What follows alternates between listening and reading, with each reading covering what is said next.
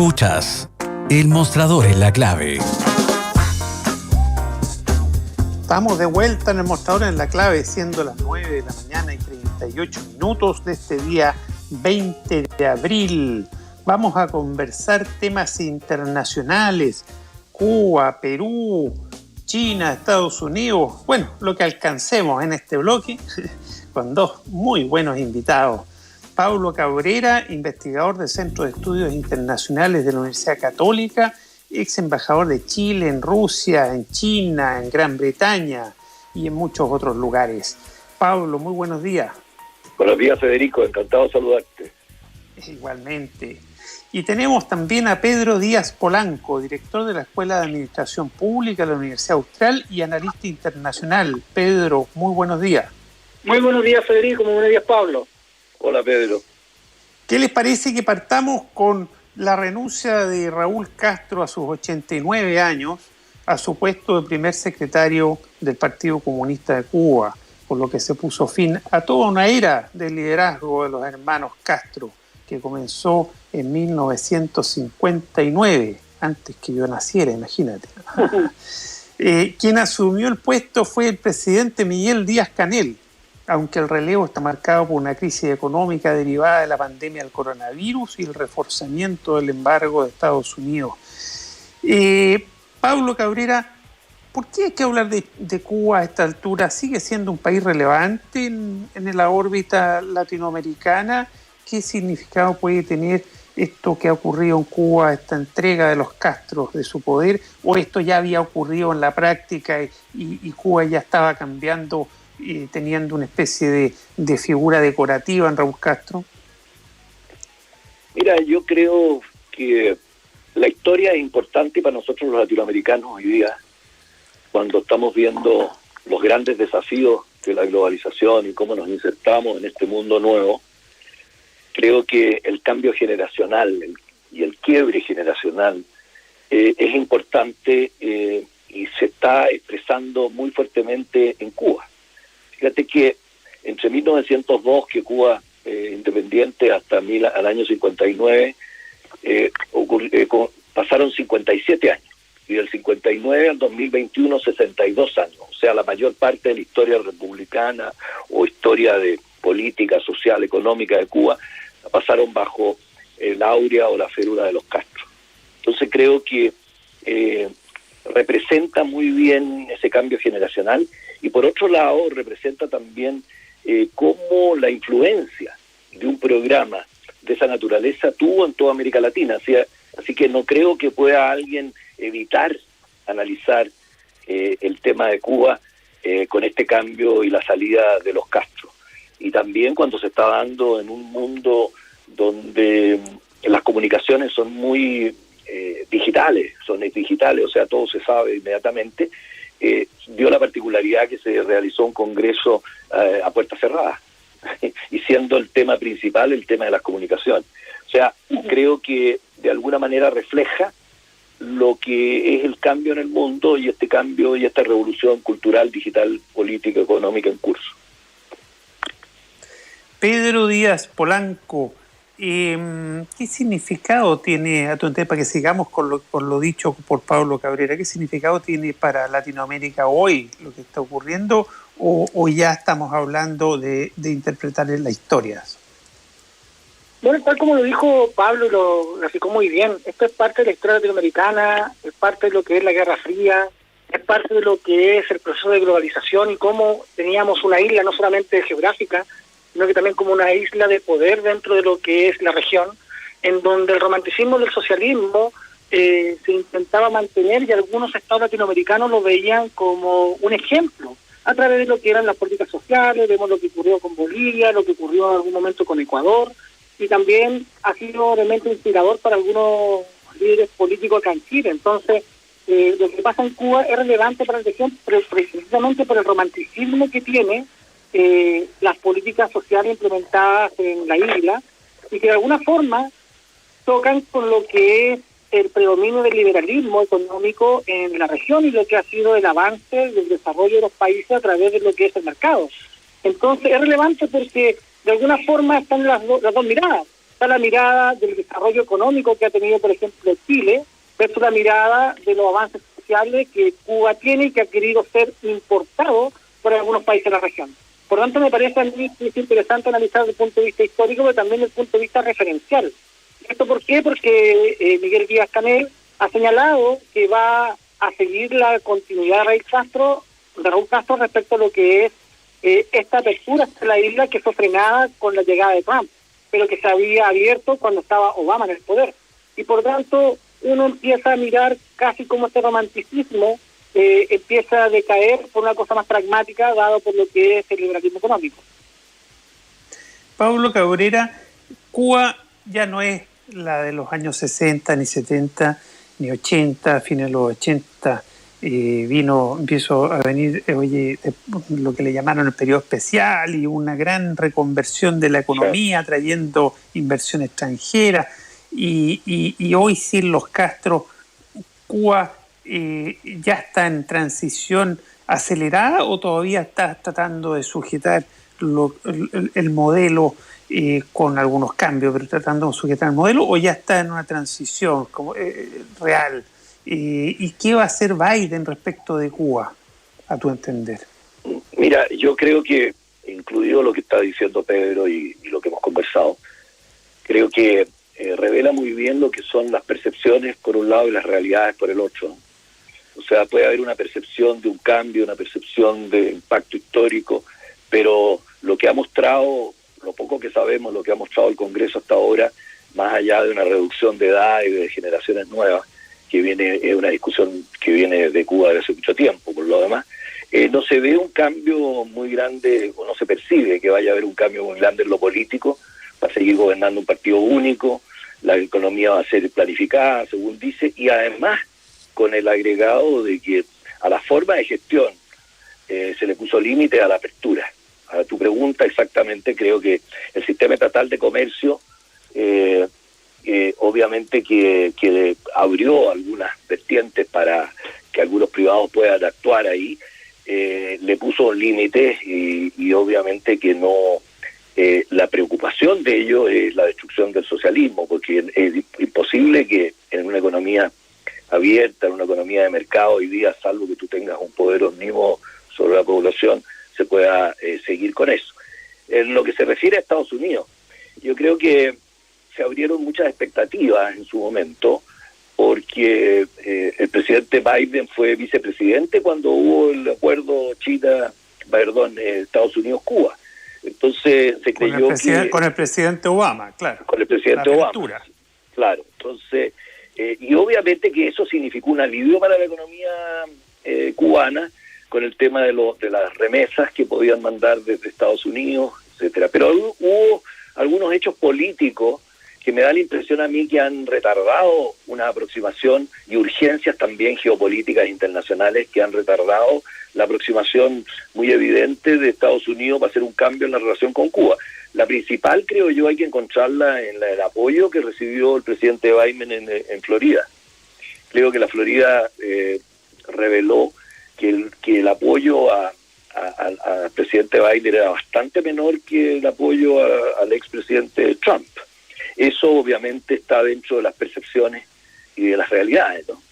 Creo que el mundo hoy día y las tomas de decisiones van por, si bien es cierto hay un giro estratégico en el mundo, por otro lado hay prioridades y hay problemas estructurales de los países que pueden ser burocráticos, que hace que el tema de pragmatismo e ideología se enfrente por diferentes caminos, y creo que ese es el gran desafío que tiene hoy día Cuba, es cómo va a reaccionar Estados Unidos y cómo van a reaccionar todos los países frente a el supuesto cambio más allá de generacional que se ve después del octavo Congreso en Cuba y el cambio de la jefatura del partido del Estado.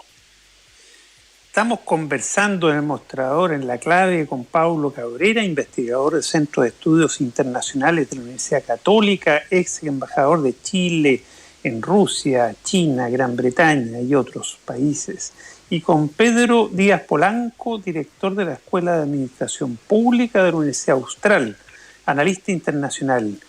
Pedro Díaz Polanco, ¿algo que agregar respecto a lo de Cuba para que pasemos a Perú? No, bueno, Pablo hizo una reseña bastante completa. Yo también agregaría el hecho que, específicamente en Florida, que uno podría pensar que había un bastión pro-demócrata que no se vio reflejado en las elecciones. También se vio contaminado un poco el tema electoral con lo que es la presencia de Rusia en la política interna norteamericana. Y por tanto, ese colectivo también entendía que los que apoyaban a esta visión eran los cubanos, era Cuba, venía de la isla, y por tanto también hubo una contaminación electoral en esa zona. Solamente eso. ¿Qué les parece que pasemos a Perú? ¿Qué se puede proyectar para la segunda vuelta en Perú con Keiko Fujimori y Pedro Castillo? ¿Y qué consecuencias puede tener para el mismo Perú y para el ámbito latinoamericano, Chile incluido, por supuesto, que somos los vecinos directos, ¿no? Pablo Cabrera.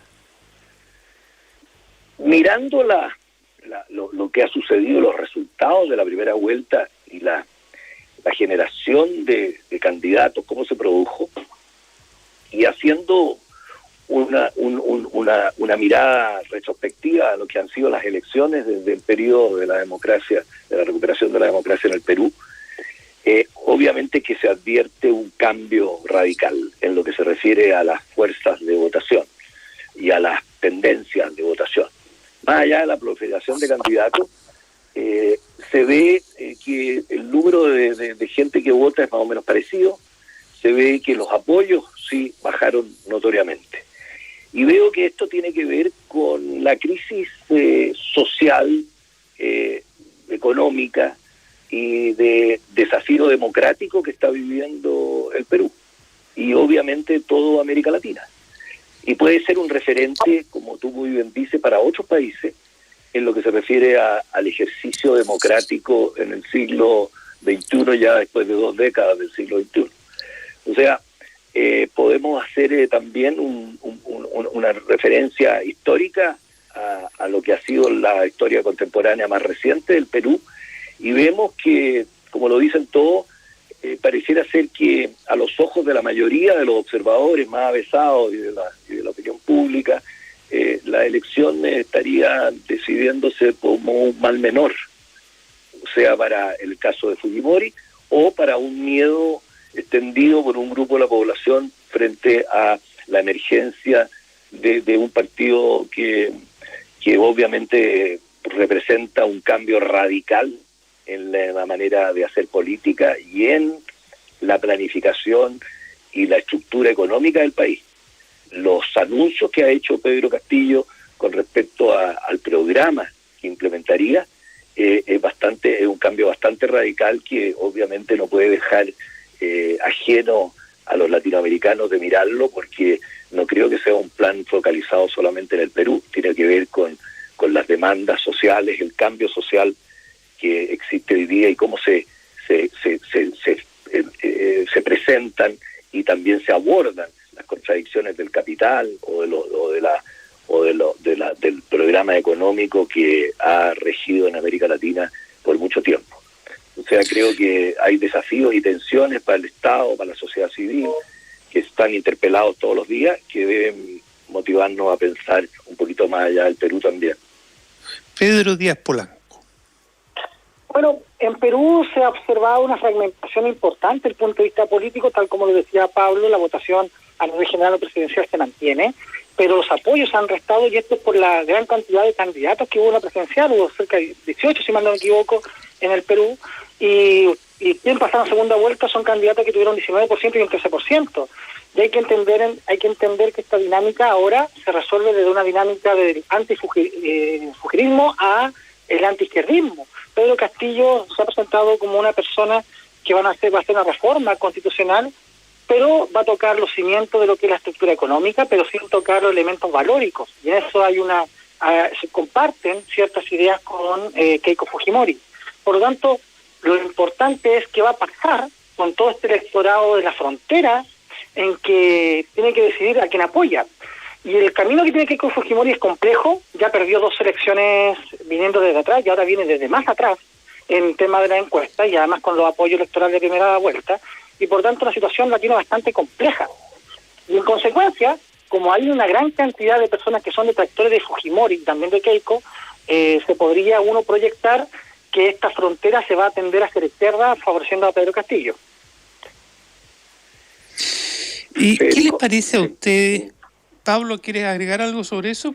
No, haz tu pregunta mejor, yo lo diré. No, lo que pasa es que a mí siempre me ha sorprendido y quiero saber qué opinan ustedes, por qué se produce, qué alcances tiene y cómo puede esto, ¿cómo se llama? Cómo afecta bien o mal a Chile.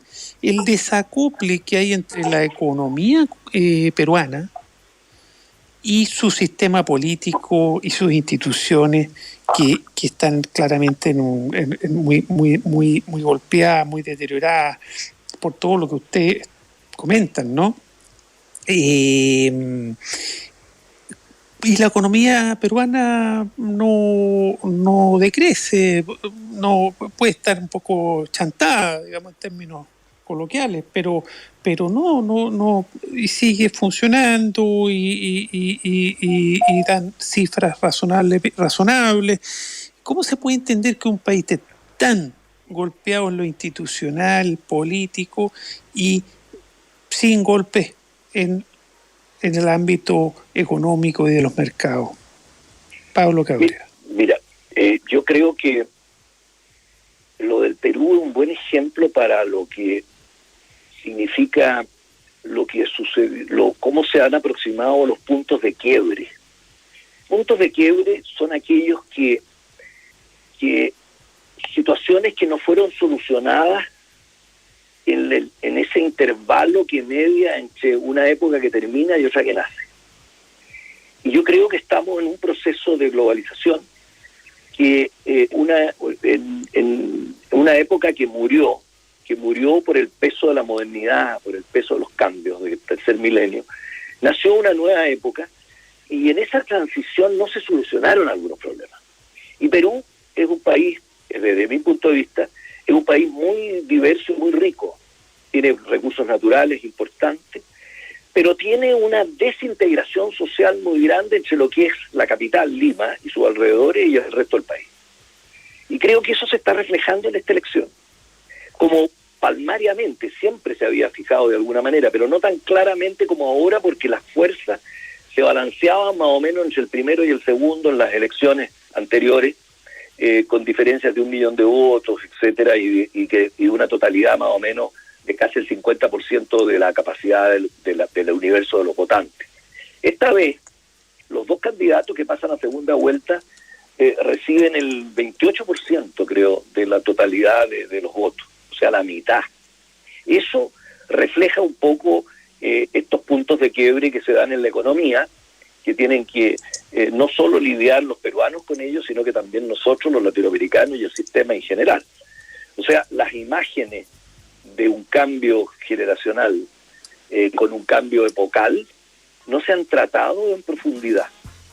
Y ahí es donde hay una generación que no conoce del pasado.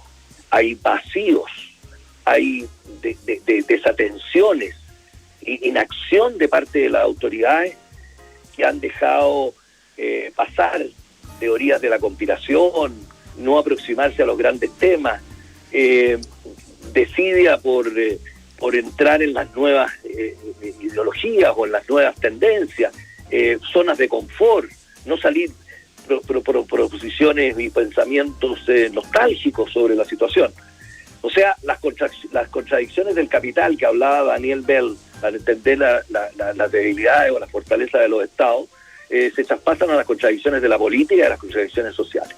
Creo que Perú, ejemplo de eso, que puede responder en alguna manera quizás a tu pregunta. Pedro Díaz Polanco, para terminar, ¿algo que redondear o que agregar respecto al tema de Perú y su dicotomía entre economía y sistema político y cómo puede afectar a Chile? Mira, hace un tiempo tuve la oportunidad de reunirme con varios académicos peruanos y ante una pregunta muy parecida que se formuló en el panel, la respuesta general fue que Perú, a nivel transversal, observaba a Chile como un ejemplo en materia económica. Y por lo tanto, cualquier vicisitud que podría haber tenido Chile producto de lo que era la transición, la dictadura, etcétera, de alguna forma hubo un acuerdo transversal para que el modelo económico fuese el pilar y la estructura de lo que iba a ser el desarrollo social. Y Perú empezó a implementar ese mecanismo, obviamente con algunas diferencias ostensibles, pero empezó a implementar, y eso ha generado que la economía haya funcionado. Hay que pensar que Chile está adelantado cerca de 20 años de lo que es la implementación de un modelo respecto al Perú, pero esto ha funcionado en el Perú. El problema es que se está generando la misma desigualdad, y lo dijo Pablo muy bien, hay mucha desigualdad entre lo que es Lima y lo que es los sectores del norte, la Amazonía y luego el sur. Entonces se está generando una desigualdad social importante, ya existe, ya siempre existió, pero que hoy día se está profundizando mucho más, pero los niveles de crecimiento del Perú han sido muy buenos respecto a lo que es el resto de la región. Y esto no es totalmente paralelo a lo que pasa desde el punto de vista político. Y aunque pareciera raro, porque siempre están unidos, parece que en el Perú conversan, van de la mano, que el que llega a la política, al poder, al Palacio Miraflores, finalmente no trastoca estos dogmas económicos, y por lo tanto circula bajo una corriente continua, se podría decir. Obviamente cada uno le quiere hacer algún alcance, le quiere hacer algunos ajustes son importantes, vimos el tema por ejemplo de la AFP peruana, pero en esencia el modelo sigue caminando a la misma velocidad y con la misma estructura. Y por lo tanto no puedo observar por qué pasa eso. Eso está por verse en todo caso si sale Pedro Castillo, ¿no? Exactamente. Oye, hemos conversado con los analistas internacionales Paulo Cabrera y Pedro Díaz Polanco. Muchas gracias, Paulo y Pedro. Gracias, saludos, Pedro. Gracias, Federico. Igual, y ahora vamos a dejarlos con combinación clave con Fernando Paulsen, y nos vemos en el Mostrador en la Clave mañana a las 8 de la mañana. Muchas gracias. Copeut es una cooperativa de ahorro y crédito con más de 900.000 socias y socios que te apoya con un crédito de consumo, donde tu tarjeta de crédito te da acceso a eso que quieres, con un crédito hipotecario que te hace cumplir el sueño de la casa propia. Eso es Copeut, el lugar donde todos ganamos. Conoce nuestra oferta de productos y servicios en copeut.cl. Copeut, Cooperativa de Ahorro y Crédito, presentó El Mostrador en la Clave.